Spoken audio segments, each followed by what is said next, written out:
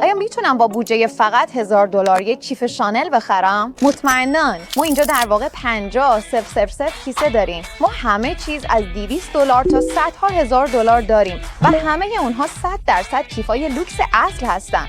کیف شبیه به این کیف کامبون لاین واقعاً زیباست.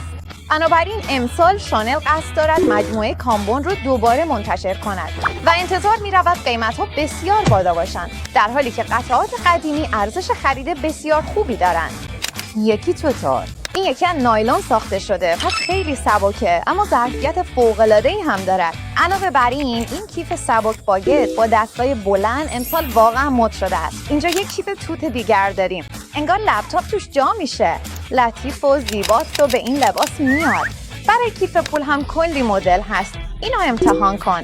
این یکی نشانه کوچکی دارد و حس خیلی ظریفی میده، در حالی که آن یکی حس قدیمی تر و وینتیج تری دارد.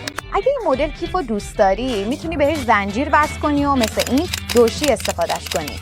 قیمتش هم خیلی خوبه و فقط یکم از بودجت بالاتره. نمیدونم برات مقدوره یا نه.